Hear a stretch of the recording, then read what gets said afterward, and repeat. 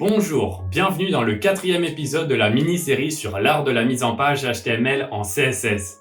Aujourd'hui, nous allons découvrir le merveilleux système de mise en page Flexbox. C'est parti! Pour bien expliquer Flexbox, j'ai préparé une base de travail avec un conteneur, la zone grise, et 3 divs FlexItem violettes numérotées 1, 2 et 3. Elles font 200 pixels de large et respectivement 100, 200 et 300 pixels de haut. Notre conteneur par défaut est en display block, du coup nos boîtes 1, 2 et 3 de 200 pixels se mettent les unes au-dessus des autres. Si nous souhaitons les mettre sur la même ligne, nous pouvons utiliser display flex sur le conteneur. En appliquant cette propriété, nous pouvons constater plusieurs choses. Les éléments sont sur la même ligne et ont désormais la même hauteur. Si on réduit la taille de notre écran, les boîtes vont également rétrécir pour se partager l'espace. Puis quand on agrandit, elles vont reprendre leur taille initiale et se positionner en haut à gauche du conteneur. Pour comprendre comment Flexbox fonctionne, il faut savoir que l'affichage se base sur 2 axes.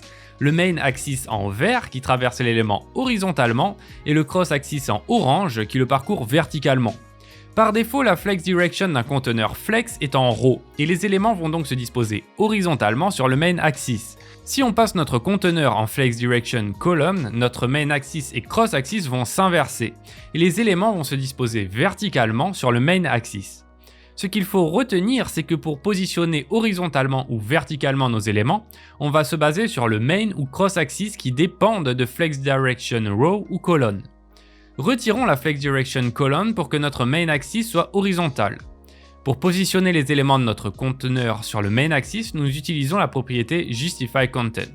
Center pour que les éléments se centrent sur le main axis. Flex end pour que les éléments se positionnent à la fin du main axis. Space between pour que les éléments se répartissent l'espace du bord gauche au bord droit. Space around pour que les éléments se répartissent équitablement l'espace avec la moitié de l'espace appliqué pour le premier et dernier élément. Space evenly pour que les éléments aient tous le même espace.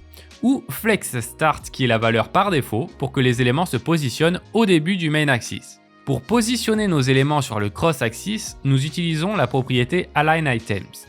Par défaut, la valeur est à stretch. C'est pour ça que nos éléments qui faisaient 100, 200 et 300 pixels de haut ont grandi pour prendre l'espace disponible. Les autres valeurs sont align items flex start pour positionner nos éléments au début du cross axis, align items flex end pour les positionner à la fin du cross axis et align item center pour centrer nos éléments sur le cross axis. Avant Flexbox, c'était beaucoup moins agréable de centrer du contenu en CSS. Maintenant, il y a la recette magique Display Flex, Justify Content Center, Align Items Center.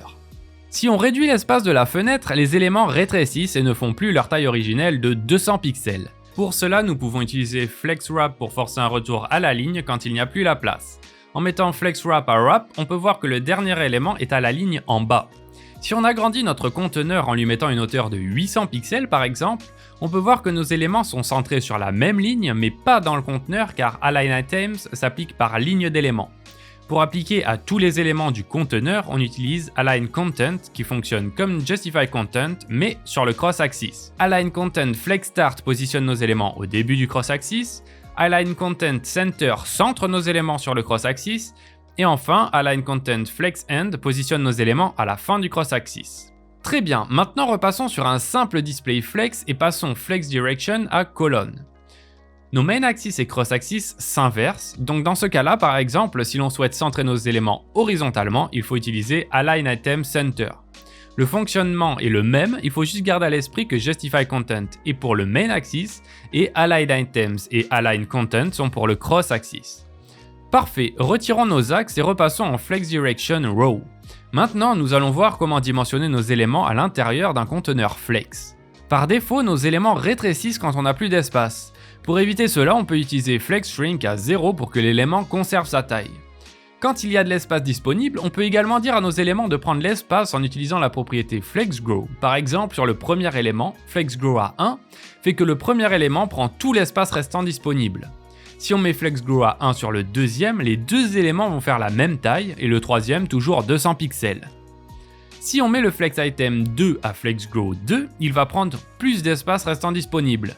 Mais on peut voir qu'il ne fait pas exactement le double de la largeur du Flex Item 1.